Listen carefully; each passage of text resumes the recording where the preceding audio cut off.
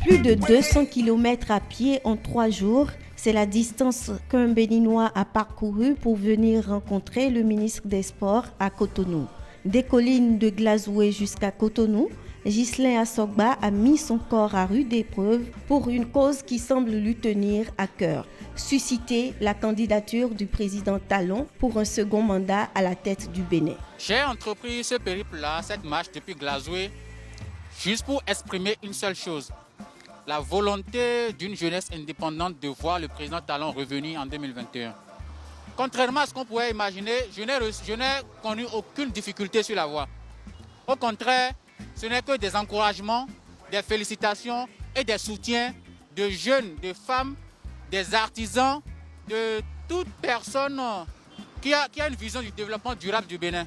La démarche a alimenté les discussions sur la toile et donné des idées à certains internautes. À mon retour au pays, je vais ramper ou faire marche canard de Porga à Cotonou pour une bonne raison aussi, a annoncé l'un d'eux.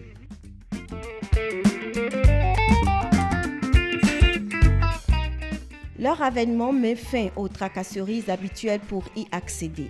Vous l'auriez deviné, il s'agit de la délivrance en ligne du passeport et du casier judiciaire. À peine annoncée, cette innovation ravit aussitôt les internautes.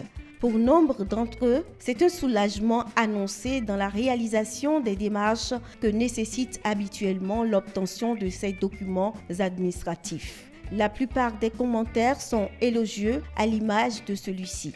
Autant je porte des critiques sur certaines décisions du gouvernement quand ça ne va pas, autant je reconnais aujourd'hui la pertinence et l'efficacité des actions posées dans la digitalisation des actes d'état civil. Bravo! La toile béninoise a aussi enregistré cette semaine un nouveau témoignage à propos du Covid-19. Une jeune femme béninoise, chef d'entreprise, a partagé avec ses abonnés sur Twitter son expérience avec la maladie. Elle en est désormais guérie. Si elle a pris le risque de témoigner publiquement, c'est pour faire prendre conscience à chacun. Qu'on soit adepte de la théorie de la conspiration ou pas, il faut reconnaître que le mal existe et nous y sommes tous exposés. Les gestes barrières sauvent, conseille la blogueuse. Enfin, l'actualité du coronavirus n'a pas éteint son buzz. Lui, c'est DJ Kouklik.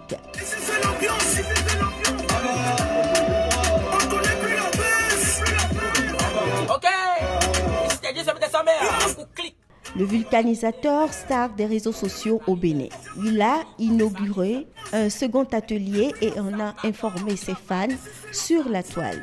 Sans surprise, les internautes valident la réussite du jeune homme avec le coup de pouce du ministre de la Jeunesse.